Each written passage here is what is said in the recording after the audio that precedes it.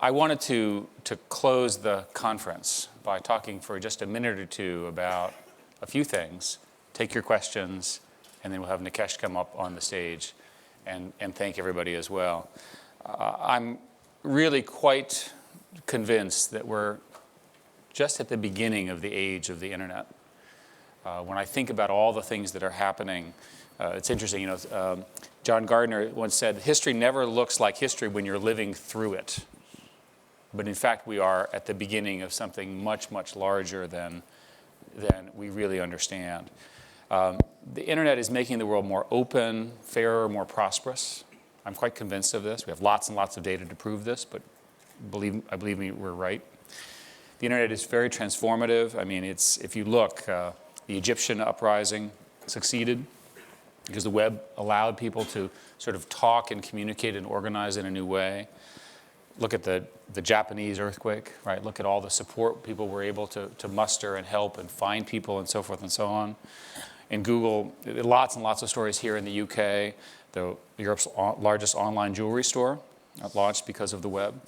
Appliance store in Peterborough doubled its turnover. A gift shop in Enfield achieved a 31% return on investment over and over and over again. And you've heard some of the stories today in the breakout sessions and so forth. And I think part of this is because the internet has fundamentally transformed the way we access and share information. Governments are being held more accountable. Right? Whether you like the government or you don't like the government, there's no question the internet allows the government to sort of be inspected, the various mistakes that the governments make, especially ones that are not democracies and so forth and so on.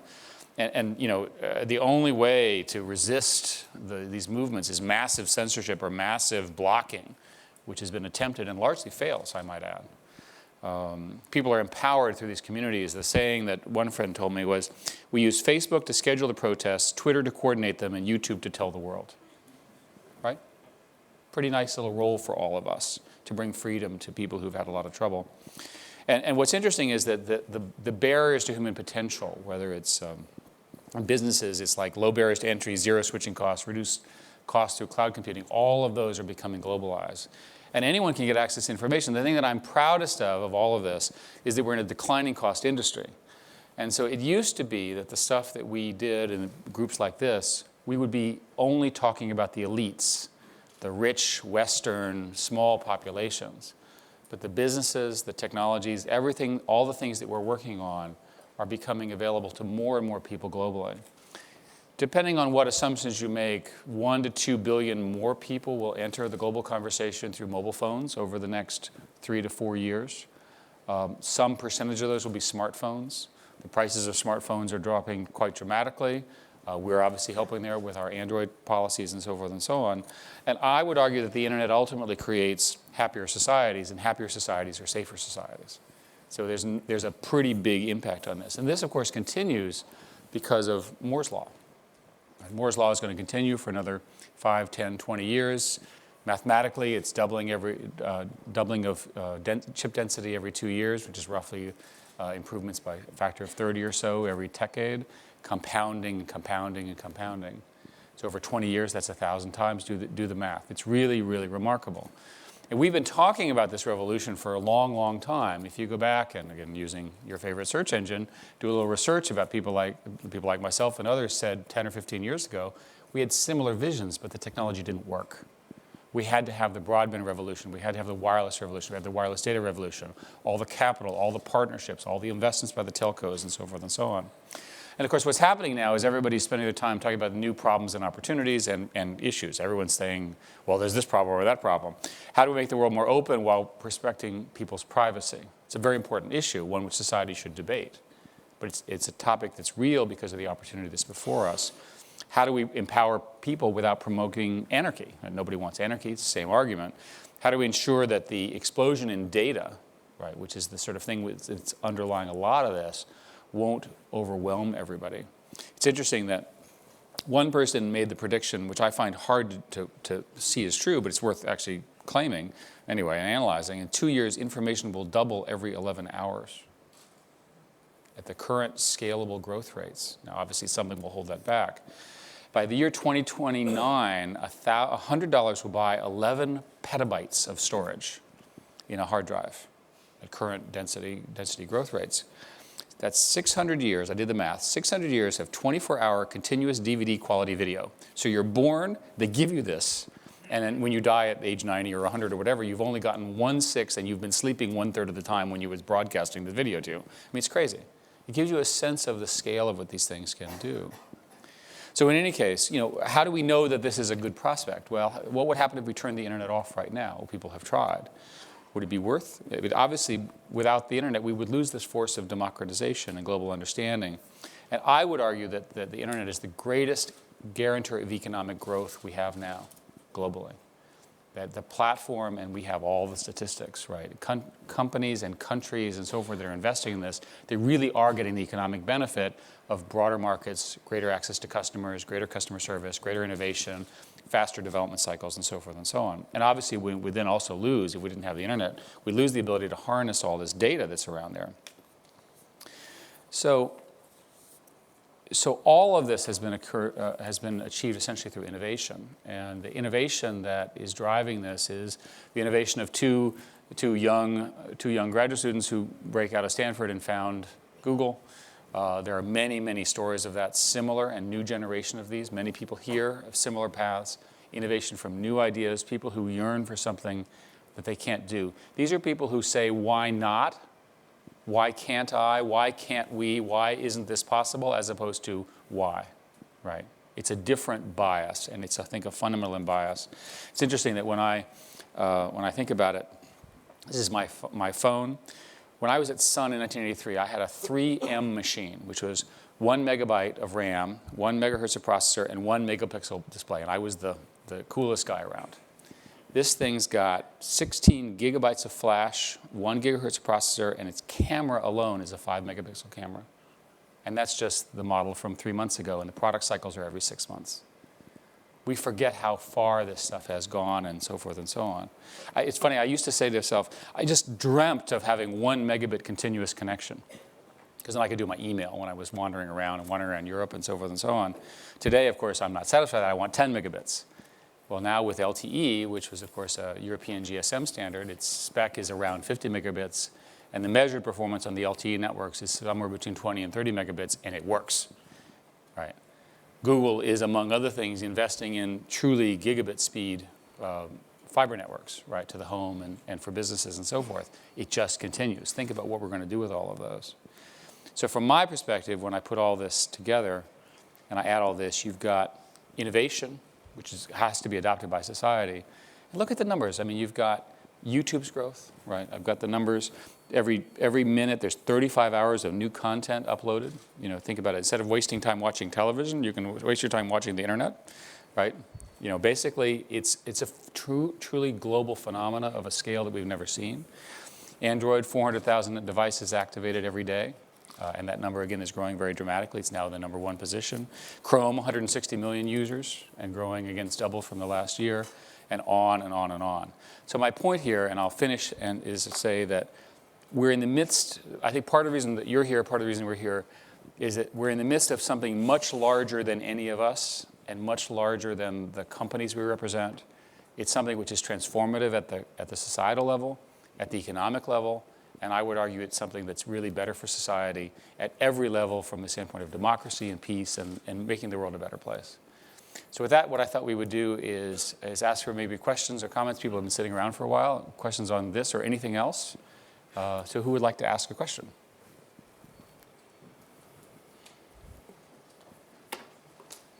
We have some mics. Yes, go ahead. Hi, Joe Garner, Deputy CEO of HSBC Bank PLC. And a comment from the old economy, if I can. I've been lucky enough to come to 5 Zeitgeist. We never say old. The real economy. How's that? This is the 5th time I've come to a Zeitgeist, and it's a real privilege to get to come along to something like this. Actually, something like this, I don't think there is anything else like this. I think it's really unique. And every year I've come away with a sort of richness of thoughts and ideas, which I've tried to sort of do something with varying degrees of success. And in fact, our IT department has come to dread these 2 days because they know that tomorrow they're going to get a list of completely unworkable ideas. You travel, you come back with a long list of action items. It's good. But if you multiply it up by all the people that have been through these events over the years and all the things that have come out of it, it must be an enormous contribution, not just to technology, to business, but also to the communities, both global and local, in which we all work and live. And really all I wanted to say was thank you for doing this, and to really encourage you to keep leading with such a strong, positive example. Thank you. Well, thank you very much. Thank you. And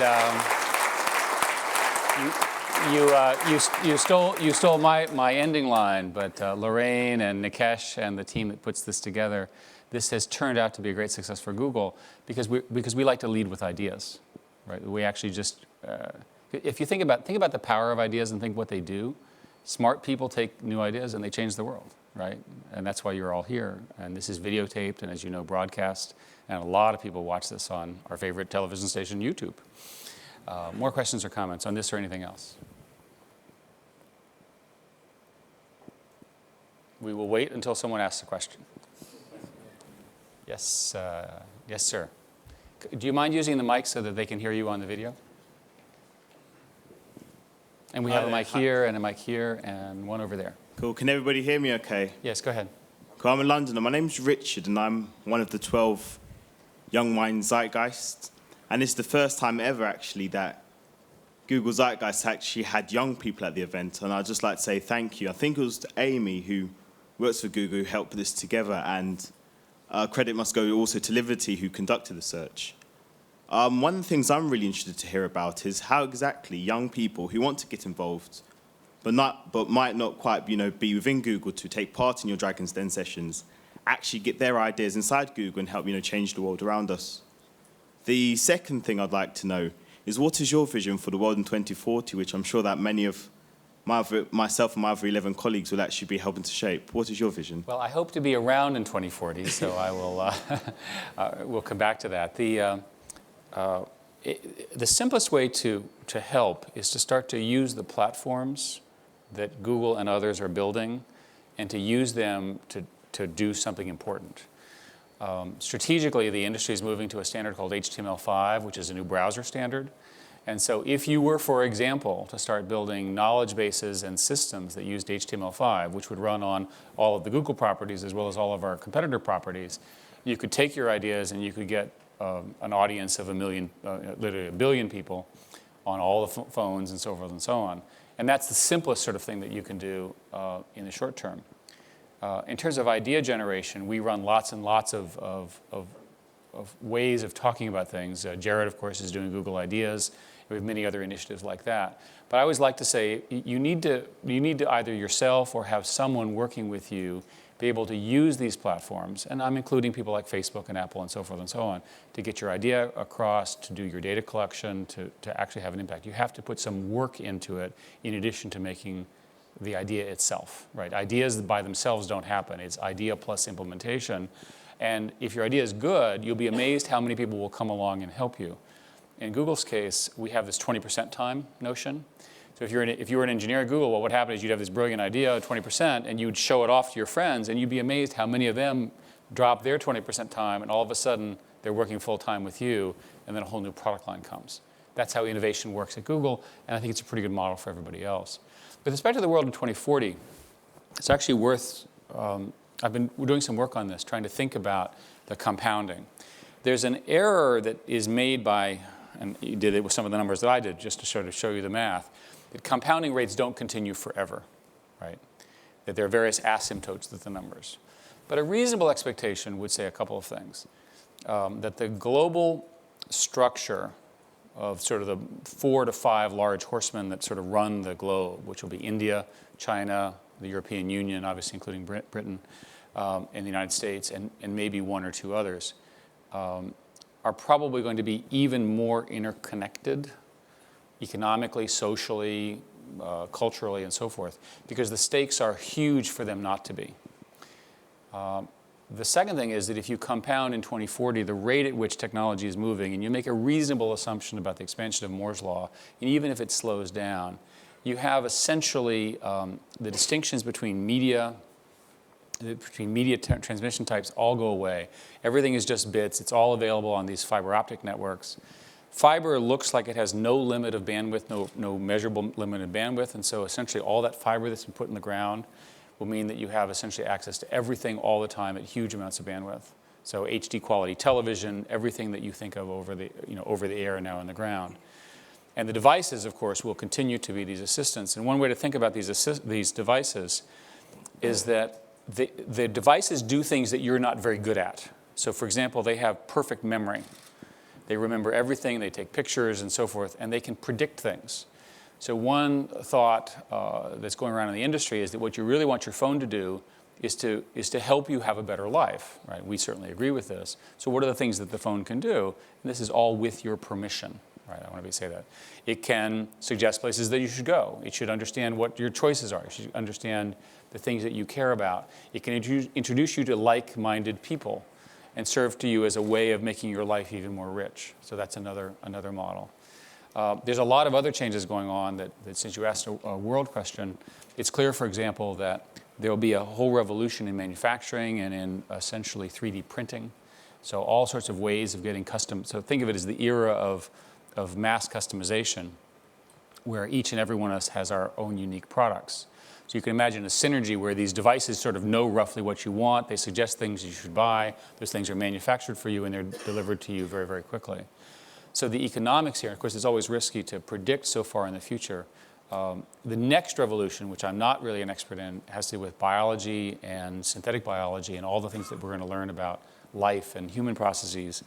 The sort of the run-up of computer science and the things that we do at Google is just a warm-up for what can be done by simulating real live biological processes.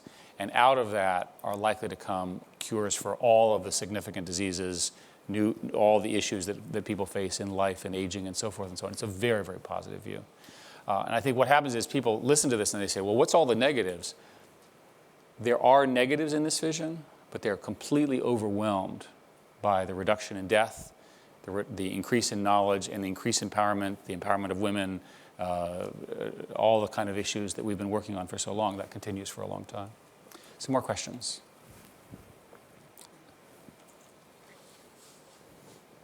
Hello. Uli Köhn from German mobile operator E+. Yes, hi. Hi. A very specific infrastructure question. Sure.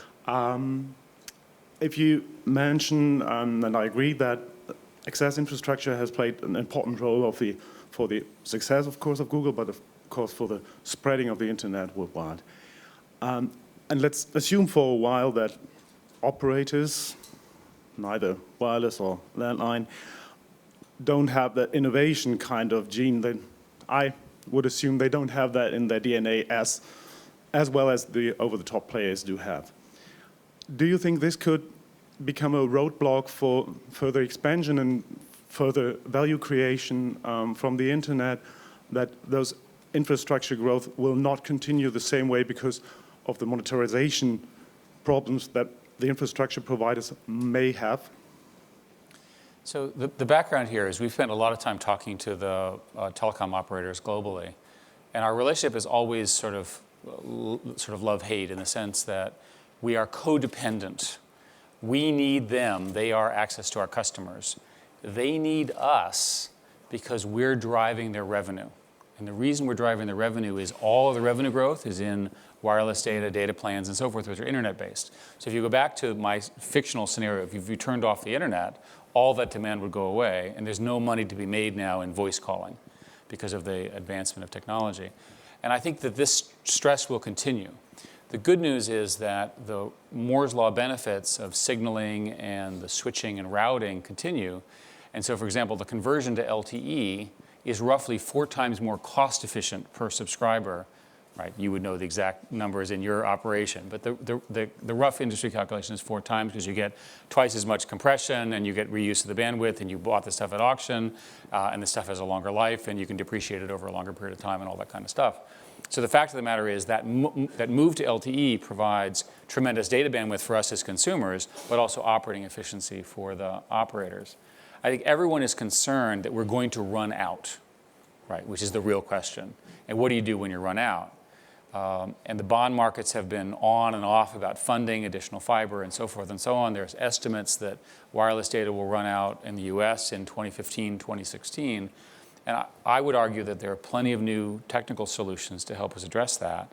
We're very clever, and we'll figure out a way to do it. The ultimate answer is not innovation, but competition. Whether you like innovation or not, there's going to be competition. So as long as these markets are competitive, I'm not worried about it. And we have competitors, they have competitors, and I think it'll sort itself out. Thank you. Some more questions? Yes, ma'am. Hi, this is Steffi Yes, from yes, DLD. nice Hi, to see Eric. you. Yes, Nice to see thank you. you. So, what exactly is Google doing for DLD? No, not for DLD, for women. Your two primary What are you passions, right? doing to empower women? Well, we would argue that information empowers everybody, and women are half. And so one of the sort of interesting things about the technology is that when you empower individuals, you empower them on their own terms. They're not stuck in the culture that's repressing them or whatever. You get to hear their voice. They get to have economic output. We have many, many stories in other countries where women who typically don't have access to the same opportunities as men can use the internet to become better known, communicate, create businesses, do things online, and so forth and so on. Internally, we have a whole program around promotion of technical ladders for women, science education for women, and other women-focused programs. One of the most important things happened is that historically these societies discriminated against half of the IQ, and some people would argue more than half the IQ, and now we're trying to get that redressed by bringing it in. Thank you. Okay, thanks. Yes, sir. Babs Rangaya from Unilever. You had talked a little bit about the future being about mass customization, and all we hear about as marketers for the future that we really consider is things about data. You know, data is the new oil, is the expression we hear. And with companies like yourselves and Facebook and Apple and Amazon, really collecting inordinate amounts of data on everyone in different forms. And then at the same time, there's this whole privacy issue and all the things that you're dealing with on that. And so where should we as marketers, what should we be doing starting today, thinking about all this data that's coming up in the future? And B, where do you feel like it'll net out, this combination of customization and privacy, and where it all comes together?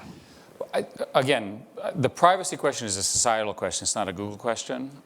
We resolve the privacy question by saying that it should be your decision about privacy. You should decide if you want to invade your privacy or not. And we're building and have built tools that allow you to control what information we have. We also, after various legally mandated periods, delete or anonymize the information that we have about you. Because these systems naturally collect so much information, it's important to have rules and restrictions on what you do with them. In Google's case, we have users to care about. We care about you as a customer, as an end user.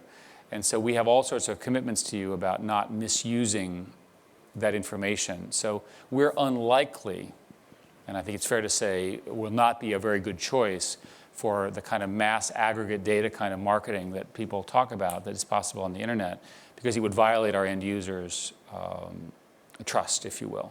There will be other companies that will do that, and that'll become an issue. From the standpoint of marketing, then, we will be able to give you aggregate data, and anonymized data, but we won't be able to give you very much specific data for precisely that reason. I think that's ultimately where the line will be cut. It's just too scary to have that kind of information at that level of resolution. And the most obvious example has to do with real-time location tracking. Phones naturally know where you are because they have to report that to the emergency services. So you just don't want that stuff lying around. You don't want people using that in any particularly profound way unless it's done with their explicit permission. Which is essentially where we are today. So do you feel like there's all this talk about targeting and really putting together data systems and chiefs of data and everything to start working with companies like yourselves to harness that data and either target or do something within the future is just talk, or is that something that you really feel like there should be something done about? As I said, you'll be able to do it on an aggregate basis, but not too much at a specific basis because it's too much of a violation of people's privacy. And we would be excoriated on that as anybody else would. It's just too over the line. And I think the industry will settle that down after a series of investigations and complaints and lawsuits and things like that. It's pretty obvious to me. Yes, sir. Hello, Eric. First of all, thanks again for inviting the young minds. My question is twofold. Like, I love Google as the company. I think you guys have done a great job in terms of the things you guys have achieved, but I have a bit of a concern.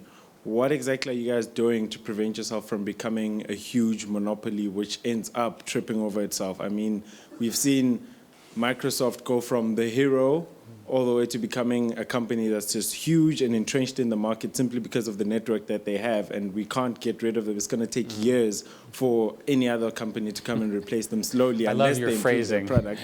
I'm just being frank. And another concern is we're becoming more involved in an attention economy.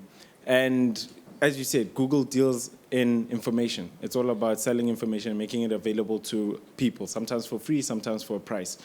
And my other concern with that is what exactly is Google trying to do, especially coming from a youth point of view, where all this information overload can actually overwhelm you and you end up not being able to be productive or achieve anything because there's just so much available. What exactly is Google doing at the same time as providing this information to ensure that it's information that remains useful and easily accessible without overwhelming the user, as you pointed out in your speech earlier? Thank you. In Google's, the way Google really works is people have a choice of what they use. They can use Google, they can use something else. And we work very hard to allow you to have that choice. So we make it easy for you to take your information and give it to a competitor, which is not done by most of the other players in the industry. Now, on the one hand, that's a clever marketing strategy on my part because I can announce that to you. But it has one other impact, which is very important. It puts internal pressure on the internal teams to be honest with respect to how good their products are. They can't prevent you. If you came to their, let's say we were building a substandard product, you come to that substandard product and you're stuck, right? So the internal competition, the internal, if you will, toughness of that strategy. Larry, 7 or 8 years ago, wrote a memo, an internal memo, which I have kept because I thought it was so good, which was entitled, How to Be Big Without Being Evil. And it was literally a set of these kinds of points around innovation, not having a lock-in, and so forth. So we've been concerned about this question as a leadership team for a very long time. On the question of information overload, I'm glad you asked that information overload because we would argue that's a ranking problem. And guess who does ranking? That would be Google. But if you do the math about data overload, the amount of data that we're getting is so overwhelming, you need something, ideally Google or a competitor of Google, to help you sort out how you should spend your attention. We know mathematically that we can do this. We know that we can look across a large data set using social signals, other signals, ranking signals, and we can suggest things for you to spend your time. And those algorithms are getting better. So there is hope for that. And literally, we see that as a fundamental mission in serving our end users. Yes, ma'am. Hi, Eric. Nicola Mendelsohn from Karmarama, creative advertising agency. Hi. Firstly, to echo Joe, thank you for the most inspirational couple of days. My question is just picking up on something that you said at the end, that we're living through a period in time that is bigger than any of us and bigger than anything that we can imagine. And what I think that forces is the need for collaboration. And so that companies that in the past, or even going forward in the future, that might necessarily have been enemies in the past, might have to come together and address those sorts of issues because it's so large. So my question to you is, what sorts of tips and advice have you got for the people in this room about some of the successes and the failures that you might have had from collaborations or collaborations that you hope to have in the future? Well, we would be strong proponents, thank you for your compliment, we would be strong proponents of an open systems approach, and in particular having open interoperable standards that are not owned by any particular company. That's how the internet was born. The internet is the most significant open collaborative effort that's not owned by anybody that we've ever seen. In terms of the number of people it touches, the number of companies it touches. It's very, very, very important that we maintain the openness of the internet. There's a lot of people who are concerned about the balkanization of the internet. Balkanization because specific companies develop large caches of information, they won't let it out, right? That's a concern. And the second one is countries decide to block the internet, and there's obviously examples of this already, where they try to sort of break the addressing and break the connection. That we fundamentally believe that the world is better when it's all open and all interconnected, and we'll deal with the consequences of that. So that's probably the best case. The worst case are where you get these situations, and I've seen this in my career, where a typical example is a CEO will call me and say, I'll do a deal with you if you do a deal with me. And I'll sit there and go, I thought we were supposed to serve our end users. Why don't we do best of breed? Why don't we pick the right product? Why don't we try to figure out what the end user wants and work backward? And going back to the earlier question, let's not artificially strengthen a product or a feature that is not really very good. Let's try to be intellectually honest about what people really want. If you establish that principle as an operating principle, it works pretty well, because then you're honest internally. You're not sitting there going hooray and so forth about products that people don't really care about. So those are, I think, how I would answer that question. So yes, ma'am. Hi, my name's Mira. I'm from Liberty, which worked with Amy Brown on the Google Young Minds program. My question is about diversity. Looking around this room, personally, I don't look at it and think of it as a very diverse group of people. Whilst they may be great people in their own right, I don't think that this is a very diverse group. And thank you for opening up Google Zeitgeist to young minds, because I think you've addressed the balance somewhat there. But also looking at the agenda today, don't want to touch too much on the women issue, but there are only 2 women, including Orly and Martha Lane Fox, who are part of the agenda. I'm just wondering, what is Google doing to address diversity within your own workplace, but also broader than that, diversity in background, diversity in experience, and diversity in demographic? So first place, thank you for the feedback. Let's take that as constructive feedback for next year. We work hard. Google itself internally is really quite multicultural. If you look at the number of different races, religions, and so forth and so on. And Silicon Valley, where most of the technical employees are, is incredibly diverse. In fact, the average American walks in and says, boy, this doesn't feel like my America. It feels like this other America, because it's all of these names that I don't normally see, which we're obviously very proud of. And that's the technology industry in general. We have worked very, very hard to develop a next generation of female leaders. And it takes time to develop those leaders, right? If you think about it in terms of accomplishments in building businesses and so forth and so on, and getting that escalator going has been important. We've also been funding a series of women's science programs and minority science programs in various countries, especially in the United States, in special schools and so forth and so on. So this is a systemic problem for society as a whole, but the overwhelming answer is that it's good for business to encourage diversity, because you get a better product when it's produced by the sum of the minds of the world and not a particular segment of the minds. So women and men and different races and religions and so forth working together actually produces a slightly different and somewhat better product as a result. We're very convinced of that. Hi, Eric. Dana Dunn. We Hi, met Dana. a couple of years ago Hi, at the Dana. Prince of Wales House to talk about rainforest, Yes. deforestation. As we talk about the future, some of the questions have been about 2040. Deforestation, but even broader, just the global effects of the environment is one of the biggest issues. Sure. I'm just wondering if you could update us in terms of what you see in terms of Google's agenda towards that, and helping to ensure that we actually don't have the cataclysmic effects of the environment. There are many things Google can solve. This is not one. We can make a contribution. So in our case, as you know, we're a large energy user, so we're offsetting all of our energy uses by investments in green energy. We're also actually doing physical offsets and investments in, for example, solar facilities in deserts around the world to try to make sure we spend our money, put our money where our mouth is. We're also funding research in a number of new energy fields which have promised to have much lower CO2 emissions, which I won't go into the technical details, but it's all very promising. Ultimately, this is if you look at the things that could kill a lot of humans, there are 2. Nuclear issues, nuclear proliferation, and these environmental issues. A straightforward analysis says we have between 1 and 2 decades before we reach points that are we don't want to get to for all sorts of reasons. In that time, we've got, and Google is one of the companies funding it, but there are many others, investments in biofuels, synfuels, various other things like that, and obviously moving to electric cars. There have been a series of proposals around the world to actually do that in an accelerated fashion. And the problem politically is that the incumbencies, mostly outside of Europe, the Europeans tend to be pretty smart in this regard, have such a vested interest that they're in the process of killing their grandchildren. And it's really, really sad. And so one relatively straightforward solution would be to try to sort of change the subsidies that exist for all the traditional industries. So we've got a level playing field in the market, and then we can figure who we want to encourage. In the United States, there was a big discussion about this, the carbon trading. Does not look like that's going to happen on the political agenda for domestic political issues, and again, that's a real setback.